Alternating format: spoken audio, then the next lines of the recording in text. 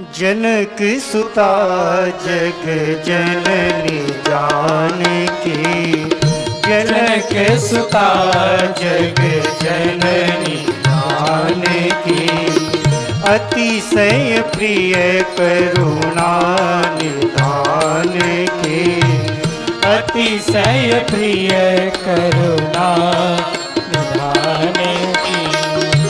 जाके जुग पद कमल मनावो, जाके जुग पद कमल मनावो, जासु कृपा निर्मल मति पावो, जासु कृपा निर्मल मति पावो।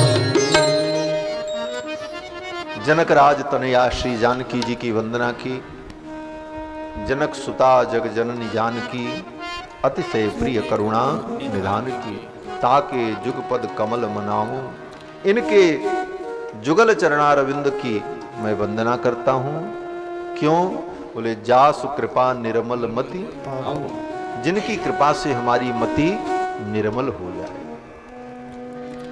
ये दो चौपाई श्रीमद् रामचरित मानस की गायत्री है। ये गायत्री मंत्र है हमारा।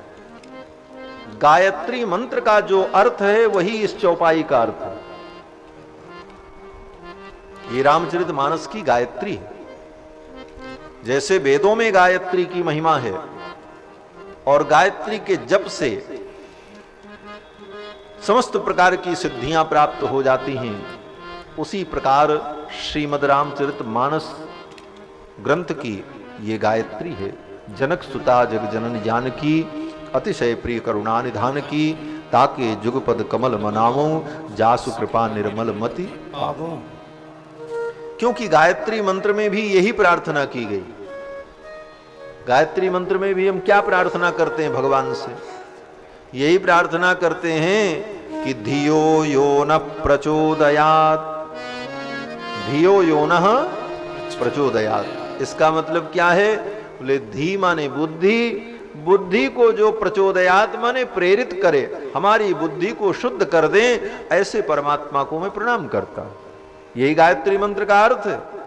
भर्गो देवस्य धीमहि, तेज संपन्न उस देवता का हम ध्यान करते हैं। धियो यो न प्रचोदयात्, जो हमारी बुद्धि को सत्कर्म में लगा दे, मेरी बुद्धि को निर्मल बना दे, मेरी बुद्धि को सत्कर्म में प्रेरित कर दे। ये गायत्री मंत्र का अर्थ है। और यही प्रार्थना यहां पर की गई कि जनक सुता जग जननी जानकी, अतिशय प्रिय करुणा निधान की, ताके जुगपद कमल मनाऊं, जासु कृपा निर्मल मति। हमारी मति निर्मल हो जाए, हमारी बुद्धि निर्मल हो। बोले बुद्धि को निर्मल करने की बात क्यों की? बोले शरीर निर्मल हो जाए, हमारे शरीर से पाप चले जाएं, पाप नष्ट हो जाएं, इतने से ही कल्याण नहीं होगा। राम नाम लेने से पाप तो नष्ट हो गया, भगवान की भक्ति करने से पाप नष्ट हो गया, लेकिन पाप होता कहां से? बोले बुद्धि से। बुद्धि अगर निर्मल नहीं होगी तो फिर पाप हो जाएगा। इसलिए बुद्धि को शुद्ध करना पड़ेगा। शरीर को शुद्ध कर लो, अंतःकरण को शुद्ध कर लो, लेकिन बुद्धि अगर निर्मल नहीं हुई तो बुद्धि में ऐसा चिंतन होगा और फिर आपके द्वारा नए पाप हो जाएंगे।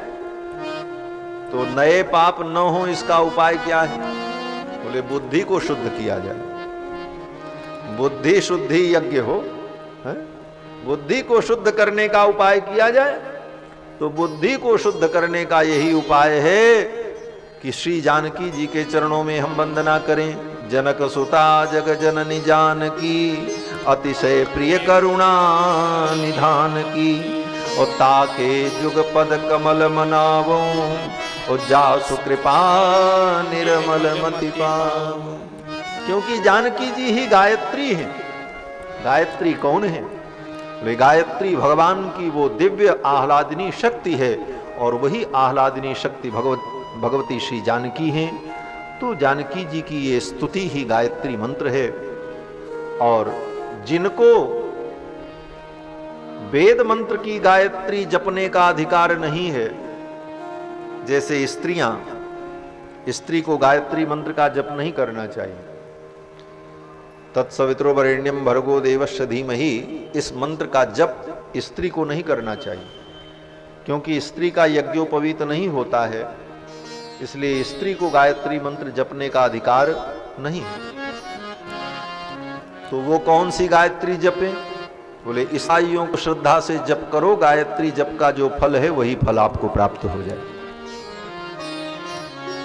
और जिन पुरुषों को गायत्री मंत्र जप करने का अधिकार नहीं है, जिनका यज्ञोपवीत नहीं हुआ, अथवा यज्ञोपवीत हुआ लेकिन यज्ञोपवीत को उतार करके फेंक दिया, आजकल तो फैशन हो गया हमारा, शहरों में कहां कौन यज्ञोपवीत पहन रहे। बोले महाराज क्या करें, बनियाइन के साथ उतर जाता है, बहाना देखो। बोले बनियाइन के साथ उतर जाता है, बाकी सब रहता है वो उतर जाता है।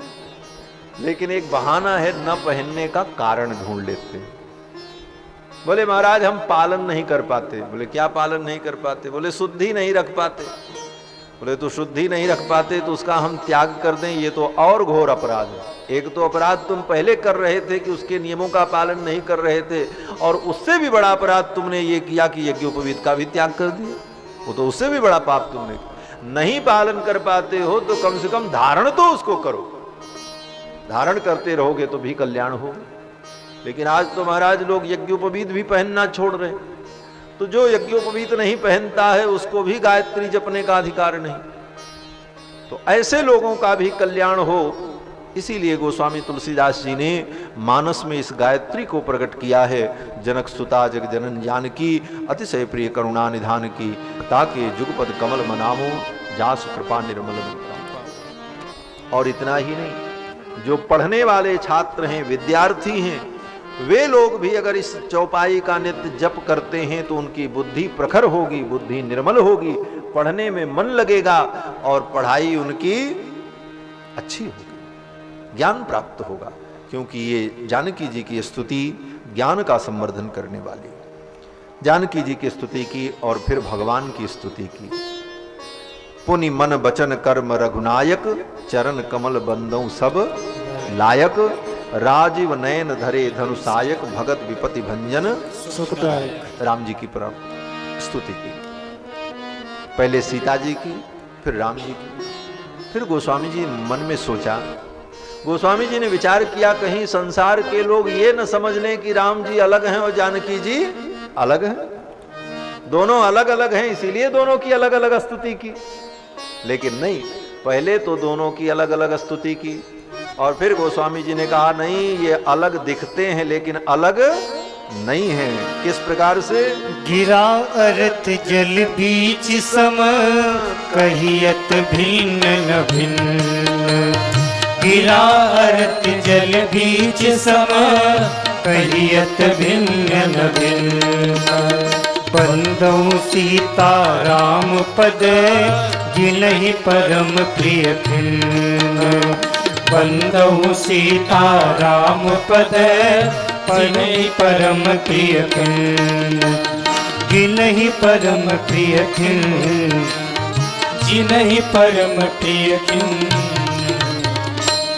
भले दोनों की अलग अलग स्तुति की, लेकिन दोनों एक ही हैं। पहले तो अलग अलग स्तुति की, अब कह रहे हैं गोस्वामी जी कि ये दोनों अलग दिखते हैं लेकिन अलग नहीं हैं। किस प्रकार से? बोले गिरा अर्थ जल बीच सम। जैसे शब्द और अर्थ, कहने के लिए शब्द अलग है, अर्थ अलग है। शब्द का अर्थ होता है लेकिन वो अर्थ शब्द से अलग नहीं होता, शब्द में ही होता है। जिस प्रकार से समुद्र की तरंग, तो समुद्र की तरंग, पानी में तरंग, तो पानी और तरंग में अंतर नहीं है, पानी ही तरंग है। लेकिन कहा जाता है कि पानी में तरंग है, लेकिन यथार्थ यह है कि पानी ही तरंग है। तो जिस प्रकार से शब्द और अर्थ, जल और तरंग कहने के लिए भिन्न है लेकिन यथार्थ में भिन्न नहीं है, उसी प्रकार बंदों सीता राम पद जिन्हि परम प्रिय खिन्न। श्री सीता रामचंद्र जी कहने के लिए अलग हैं लेकिन ये दोनों अभिन्न है। वागर्था विव संपृक्तौ वागर्था प्रतिपत्तये जगतः पितरौ वंदे पार्वती परमेश्वरौ। यही वंदना, अभेद वंदना कवि कालिदास जी ने की है भगवान शंकर को और भगवती पार्वती को प्रणाम करते हुए। वागर्था विव संपृक्तौ वागर्था प्रतिपत्तये। जिस प्रकार वाणी और अर्थ एक दूसरे में संपृक्त हैं, मिले हुए हैं। जगतः पितरौ, और ये जगत के माता पिता हैं, ऐसे प्रभु की जुगल सरकार की वंदना की। और यहां भगवान की वंदना करने के बाद अब भगवान के नाम की वंदना, और भगवान के नाम की वंदना, नाम की महिमा गोस्वामी जी ने 9 दोहे में सुनाया। बड़ी लंबी वंदना, 9 दोहे में और 91 पंक्तियों में गोस्वामी जी ने भगवान के नाम की वंदना की। बंदहु नाम राम रघुबर को, बंदहु राम राम रघुबर को, हेतु कृषानु भानु हिम कर को, हेतु कृषानु भानु हिम भर को, विधि हरि हर मय वेद प्राण सो, विधि हरि हर मय वेद प्राण सो, अगुण अनुपम गुण निधान सो, अगुण अनुपम गुण निधान सो, महामंत्र जोई जपत महेशु, महामंत्र जोई जपत महेशु, काशी मुक्ति हेतु उपदेशु, काशी मुक्ति हेतु उपदेशु, महिमा जासु जान गण राहु, महिमा जासु जान गण राहु, प्रथम पूजियत नाम प्रभाऊ, प्रथम पूजियत नाम प्रभाऊ, जान आदि कवि नाम प्रतापु, जान आदि कवि नाम प्रतापु, भयो शुद्ध करि उल्टा जापू, भयो शुद्ध करि उल्टा जापू, सहस नाम सम सुन शिव बानी, सहस नाम सम सुन शिव बानी, जप जेई पिय संग भवानी, जप जेई पिय संग भवानी, हर से हेतु हेर हिरही को, हर से हेतु हेर हरि को, हीर भूषण तिय भूषण ती को, ये भूषण तिय भूषण ती को, नाम प्रभाव जान से बने को, नाम प्रभाव जाने से बने को, काल कूट फल दीन अमी को, काल कूट फल दीन अमी को, बंदौ नाम राम रघुबर। यहां पर रघुबर का नाम ऐसा कहते हैं, बंदौ नाम राम रघुबर को। कौन से राम की वंदना? बोले रघुबर राम की वंदना। रघु के वंश में उत्पन्न होने वाले जो राम हैं उनके नाम की वंदना। क्यों? बोले राम भी 3 हैं, रामो रामश्च रामश्च। राम नाम से भगवान के 3 अवतार हैं। एक तो जमदग्नि नंदन राम और दूसरे रोहिणी नंदन राम जो वसुदेव जी के पुत्र हैं जिनको बलराम कहते हैं, और एक दशरथ नंदन राम। तो कहीं किसी को भ्रम न हो जाए कि तीनों राम का नाम ले रहे हैं कि एक राम का। इसीलिए गोस्वामी जी ने स्पष्ट कर दिया कि बंदौ नाम राम रघुवर को, जो रघुनंदन के पुत्र हैं उन राम की मैं उनके नाम की वंदना कर रहा हूं। और रघुवर कहने का यह भी एक भाव है कि जब गोस्वामी जी महाराज रामायण की रचना कर रहे थे, उस काल में एक समाज में बड़ी विचित्र चर्चा व्याप्त थी श्री कबीरदास जी महाराज। श्री कबीरदास जी महाराज राम नाम के जप का उपदेश तो करते थे। राम नाम जप की महिमा भी बताते थे। लेकिन कबीरदास जी की साखी में वर्णन है कि कबीरदास जी ने कहा है कि जिस राम की हम वंदना करते हैं वो राम कभी दशरथ के बेटा नहीं बने हैं, और उन राम ने रावण को नहीं मारा है। हम तो उस अलख राम की स्तुति करते हैं, उस अलख राम को हम प्रणाम करते हैं। तो गोस्वामी जी ने स्पष्ट कर दिया कि कहीं लोग ये न समझ लें कि उस अलख राम की चर्चा हो रही। हम तो दशरथ नंदन राम के भक्त हैं और बंदौ नाम राम रघुवर को। क्योंकि गोस्वामी जी के काल में उस साखी का बड़ा प्रभाव था। कबीरदास जी की उस साखी का लोग उदाहरण देकर के यही कहते थे कि दशरथ नंदन राम जो हैं वो भगवान नहीं है, वो राम तो अलख है। और कितने ऐसे निर्गुणिया लोग यही कहते हैं कि एक राम दशरथ का बेटा और एक राम घट घट में लेटा और एक राम का जगत पसारा, और कौन है इसमें राम तुम्हारा? इसमें तुम्हारे राम जी कौन है? किस राम को तुम मानते हो?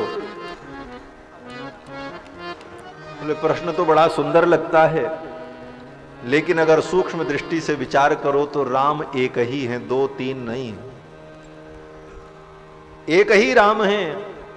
जो राम, एक राम दशरथ का बेटा जो दशरथ जी के बेटा हैं, सोई राम जग जग में लेटा, वही कण कण में लेटे हुए। अंतर बहिश्च तत्सर्वम व्याप्य नारायण स्थितः, वही परमात्मा राम कण कण में व्याप्त है। और वही राम का जगत पसारा, जो दशरथ नंदन राम है, उन्हीं का ये विस्तार है जगत। संपूर्ण जगत को उन्हीं ने अपने अंदर से उत्पन्न किया है। तत्सृष्ट्वा तदेवानुप्राविशत् सच्चतच्चाभवत्, संपूर्ण सृष्टि को अपने अंदर से प्रादुर्भूत किया।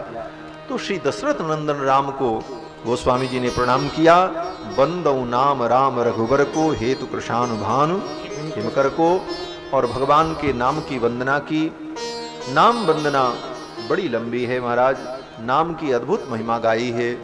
नाम जपत प्रभु कीन प्रसादु, भगत शिरोमणि भे प्रहलादु, ध्रुव सगलानि जपेऊ हरि नाऊ, पायऊ अचल अनुपम ठाऊ, सुमिर पवन सुत पावन नामू, अपने बस करी राखे रामू, अपुत अजामिल गज गनिकाऊ, मुकुट भये हरि नाम प्रभाऊ, कहूँ कहाँ लगी नाम बड़ाई, राम न सकहि नाम गुण।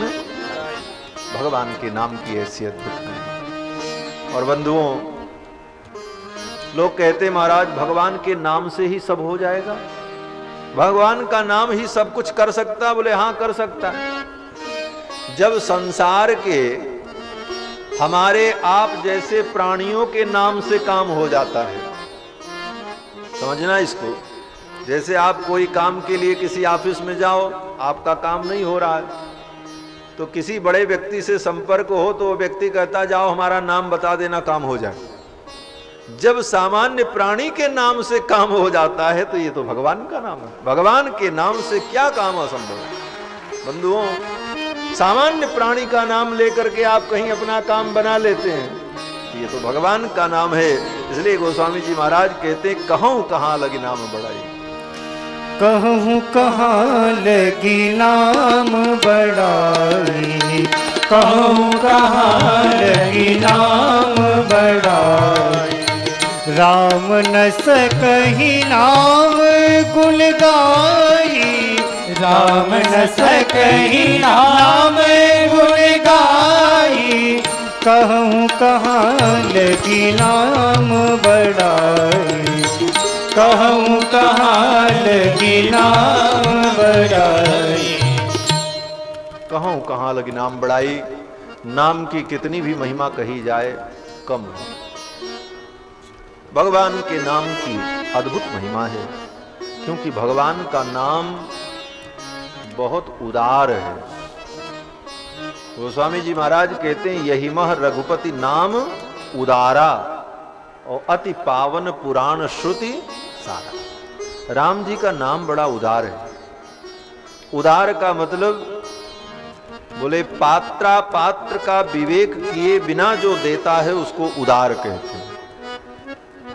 उत्कृष्टम राति ददातीति उदारः, जो अधिक से अधिक देता हो और पात्रापात्र का विचार न करता हो। पात्रापात्र का विचार अर्थात उसकी योग्यता का परीक्षण न करता हो, देश काल का परीक्षण न करता हो। जैसे दान देने वाले दान तो देते हैं, लेकिन दान देने की विधि है।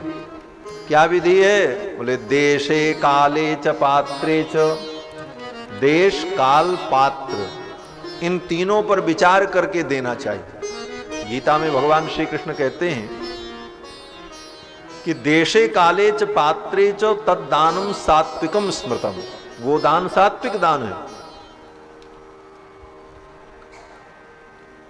दातव्यमिति यद्दानम दीयते नुपकारिणी, दान देना चाहिए ऐसा कर्तव्य समझकर, और दीयते नुपकारिणे, जिससे किसी उपकार की हमें अपेक्षा नहीं है।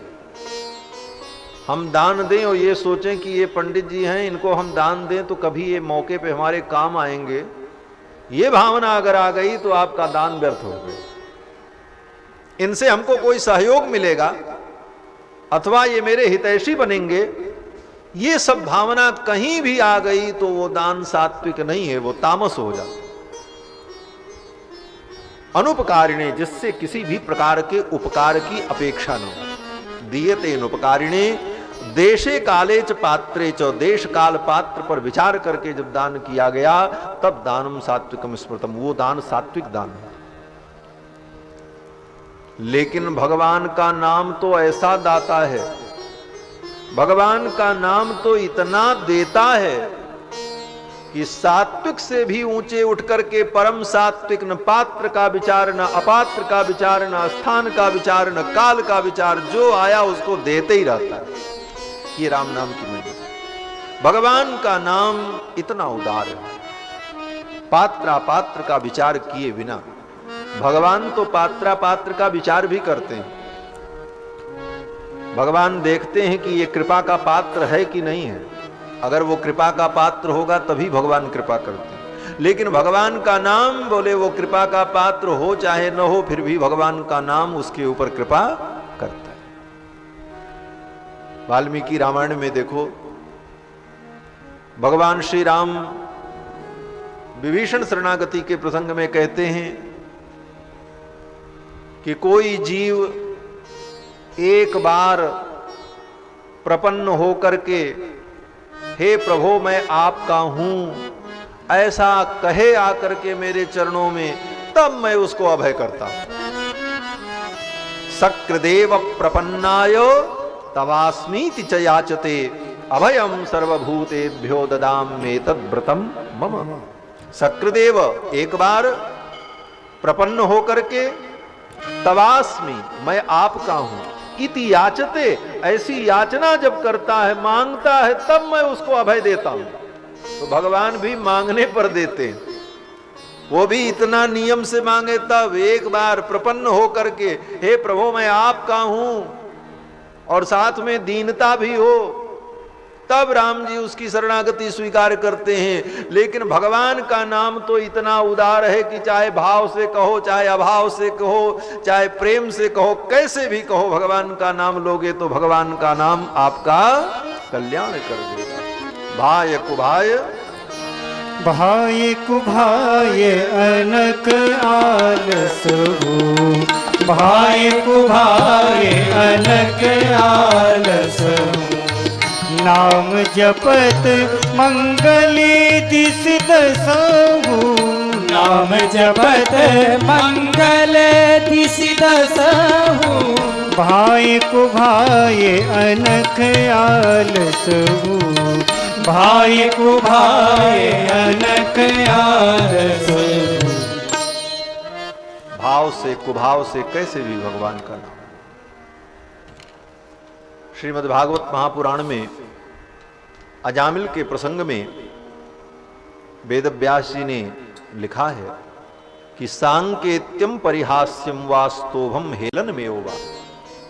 संकेत में भी भगवान का नाम लिया जाए, अवहेलना पूर्वक भी भगवान का नाम लिया जाए, तब भी जीव का कल्याण हो जाए।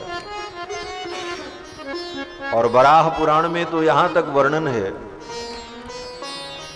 कि एक कोई यवन था, बैलों का व्यापार करता था, बैल बेचता था। बूढ़ा हो गया, बीमार हो गया, उसको संग्रहणी नाम का रोग हो गया।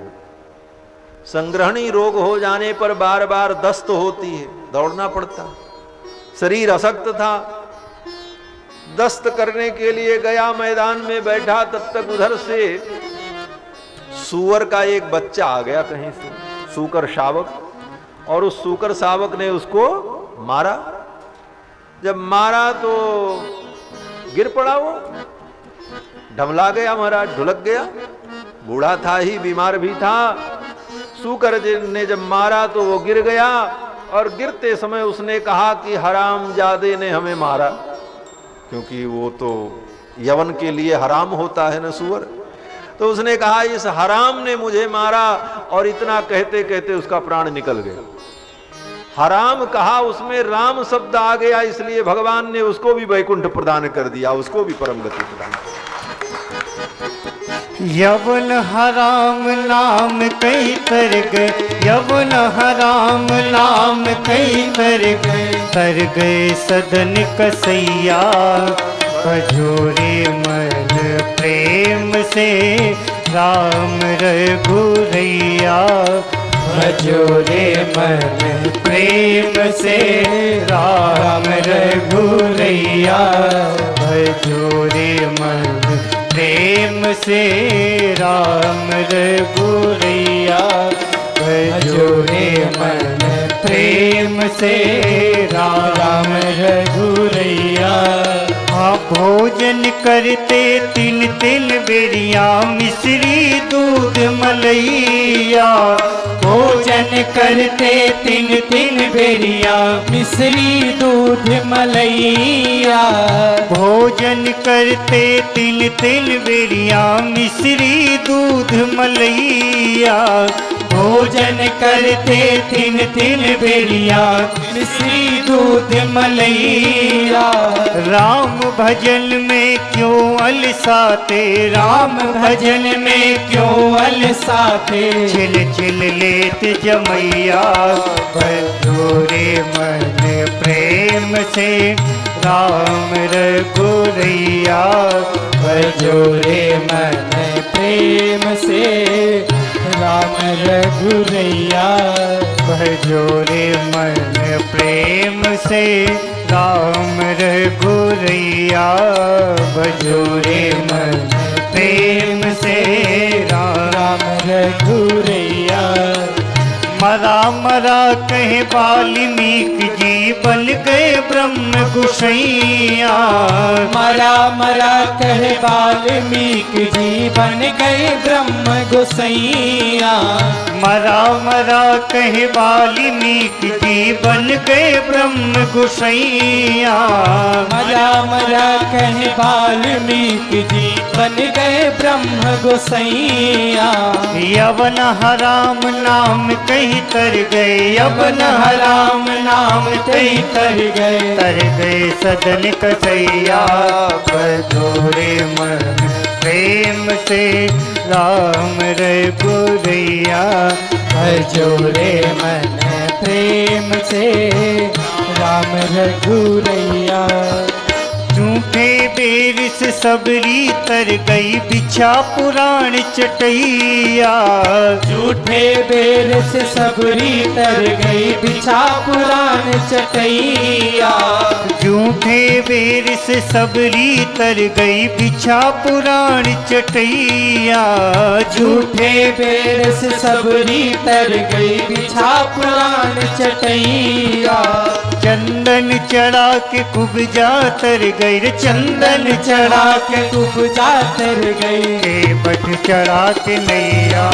भजोरे मन प्रेम से राम रघुरैया। भजोरे मन प्रेम से राम रघुरैया। भजोरे मन प्रेम से राम रघुरैया। भजोरे मन प्रेम से राम रघुरैया।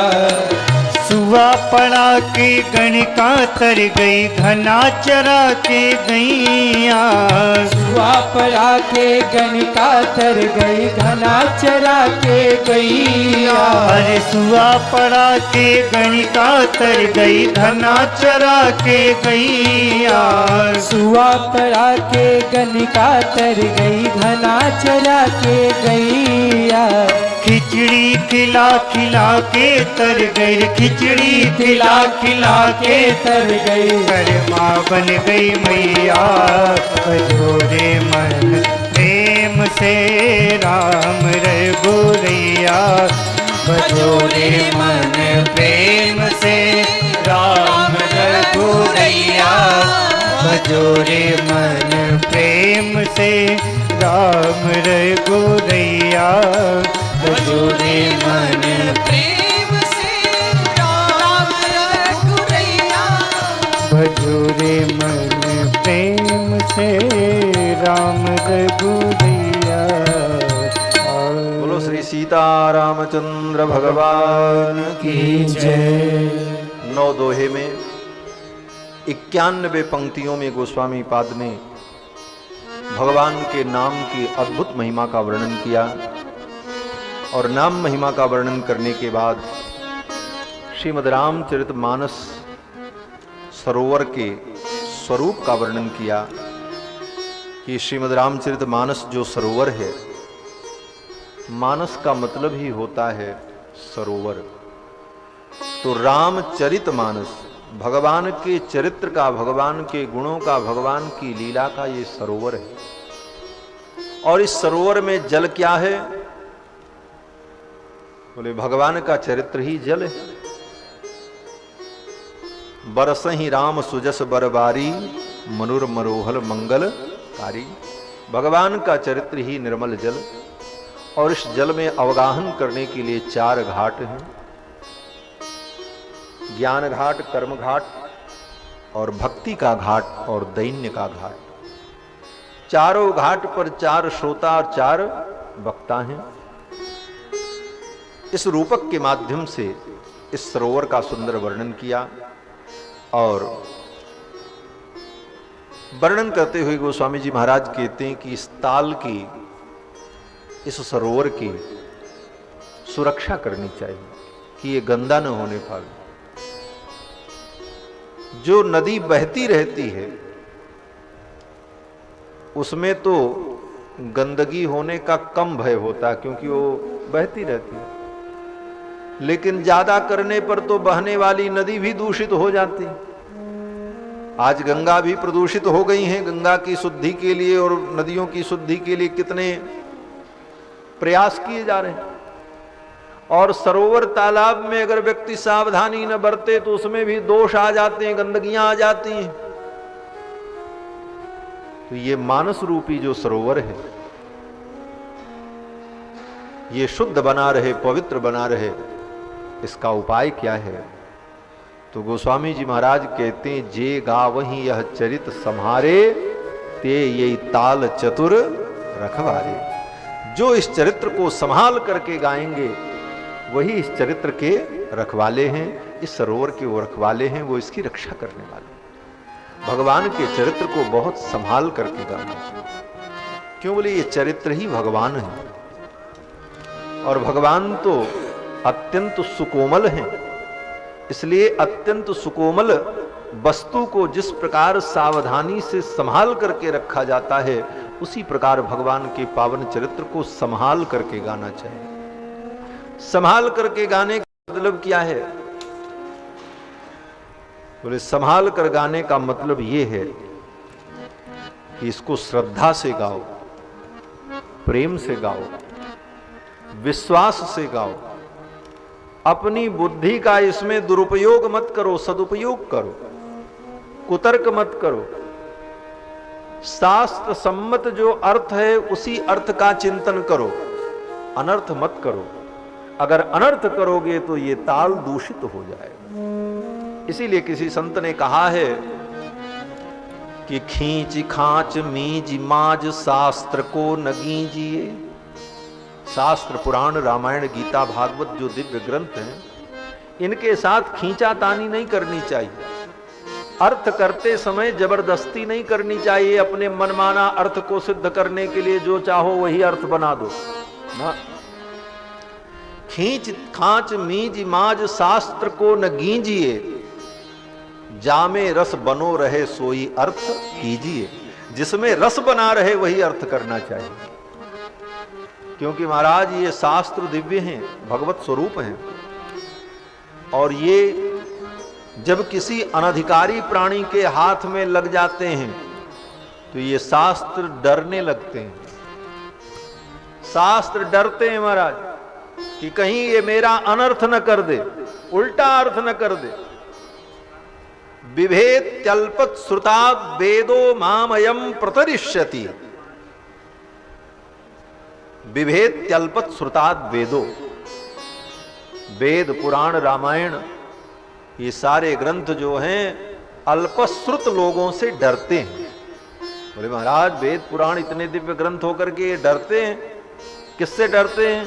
बोले अल्पश्रुतात्, जिसने थोड़ा सुना है, थोड़ा समझा है, ऐसे व्यक्ति से रामायण गीता भागवत ये सब डरते हैं महाराज।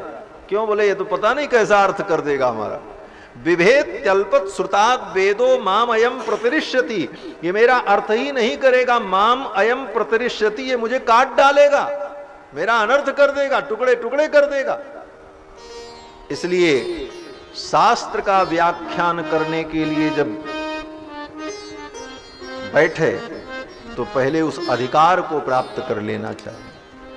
विधि पूर्वक गुरु के चरण में बैठकर, आचार्य के चरणों में बैठ करके शास्त्र का सम्यक स्वाध्याय करना चाहिए। सम्यक स्वाध्याय करने के बाद जब आचार्य तुम्हारे स्वाध्याय को पुष्ट कर दें, तुम्हारा स्वयं का हृदय जो है संतुष्ट हो जाए, तब तुम दूसरे को उपदेश करने के लिए व्यासपीठ पर बैठो। ये मर्यादा है, अन्यथा वेद पुराण का अनर्थ कर दोगे। मामयम प्रतिरिष्यति, इसीलिए कहा जे गावहि यह चरित सम्हारे, ते ये ताल चतुर रखवारे। जो इसको संभाल करके गाएगा वो इस ताल का सच्चा रखवाला है। और इस ताल की सुरक्षा करने का सूत्र क्या है? गोस्वामी जी महाराज कहते हैं, जे श्रद्धा संबल रहित नहीं संतन कर साथ, तिनकहु मानस अगम अति जिनहि न प्रिय रघुनाथ। श्रद्धा का संबल नहीं होगा, संतों का संग नहीं होगा, संत समागम आपके जीवन में नहीं होगा, और रघुनाथ जी के चरणों में प्रीति नहीं होगी, तो ये मानस ग्रंथ भले भाषा में लिखा गया है लेकिन आपके लिए अगम होगा, आप इसे नहीं समझ पाएंगे। और मैंने देखा है बड़े बड़े विद्वानों को, संस्कृत के बड़े बड़े प्रकांड विद्वान भी रामचरितमानस के गूढ़ भाव को नहीं समझ पाते। कारण कि अगर इस ग्रंथ में उनकी श्रद्धा नहीं है, भगवान के चरणों में प्रेम नहीं है, तो इनकी पंक्तियों को समझ पाना बड़ा कठिन है। ये तो भगवान की कृपा, संतों की कृपा, और भगवान के भक्तों में सच्ची श्रद्धा जब होती है तब ये अपने आप हृदय में स्फुरित होने लगता है और सारे भाव प्रकट होने लगते हैं। एक सच्ची घटना आपको बताऊं, यहां प्रमाण के रूप में हमारे रायबरेली से आए हुए रणविजय जी बैठे हुए हैं। शायद इनको भी नहीं मालूम होगा, लेकिन मुझे वो दिन याद है। आज से लगभग 8-10 वर्ष पहले कामेश टिबड़ेवाल जी के यहां भागवत कथा थी, और उस भागवत कथा में हिंदी के बहुत अच्छे विद्वान चारुचंद द्विवेदी जी कथा सुनने आया करते थे। कितने लोगों को उन्होंने हिंदी में पीएचडी कराई थी, सूरदास के साहित्य पर, कबीर के साहित्य पर, तुलसीदास जी के साहित्य पर। डिग्री कॉलेज के प्रिंसिपल थे। और कथा सुनने के बाद एक दिन मेरे पास आए और उनके यही शब्द थे, कहते थे महाराज कितनों को मैंने पीएचडी करा दी और डॉक्टरेट की डिग्री दिला दी, लेकिन आप जब कहते हैं तो ये नया अर्थ आज तक हमने नहीं सुना। बोले महाराज ये समझ में नहीं आया था कि इसका मतलब ऐसा भी हो सकता है। तो महाराज पढ़ लिख लेना अलग बात है, लेकिन समय आने पर जब तक संत महात्माओं के मुख से, भागवतों के मुख से वो हम नहीं सुनेंगे, तब तक वो हृदयंगम नहीं होता। और बंधुओं, जे श्रद्धा संबल रहित नहीं संतन कर साथ, तिन कहु मानस अगम अति जिनहि न प्रिय रघुनाथ। इसके बाद श्री गोस्वामी तुलसीदास जी महाराज ने भरद्वाज याज्ञवल्क्य संवाद के द्वारा इस कथा को आगे बढ़ाया। किस प्रकार से? बोले भरद्वाज मुनि बसहि प्रयाग। भरद्वाजी मुनि बसहि प्रयागा, तिनहि राम पद अति अनुरागा। भरद्वाजी मुनि बसहि प्रयागा, तिनहि राम पद अति अनुरागा। तापस समदम दया निधाना, परमारथ पथ परम सुजाना। तापस समदम दया निधाना, परमारथ पथ परम सुजाना। माघ मकर गत रवि जब होई, तीरथ पति आब सब कोई। माघ मकर गत रवि जब होई, तीरथ पति आब सब कोई।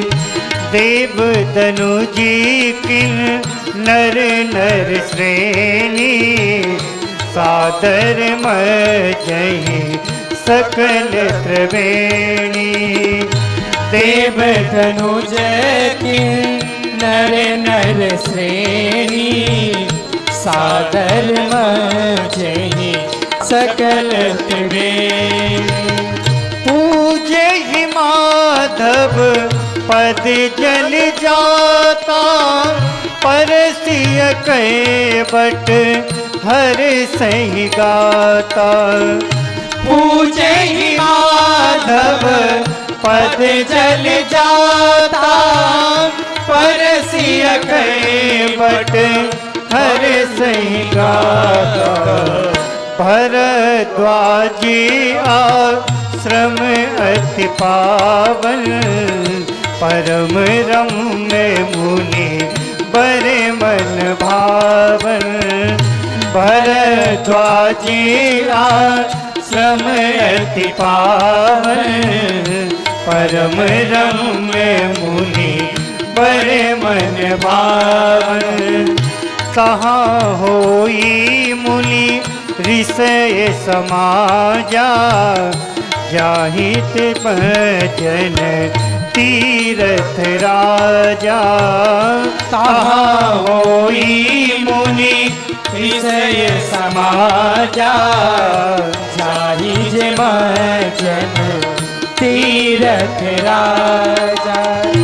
मज्जहि प्राति समेत उछाहा, कहीं परस पर हरि गुण गाहा। मज्जहि प्रात समेत उछाहा, कहीं परस पर हरि गुण गाहा। करहीं परस पर हरि गुण गाहा। कहीं परस पर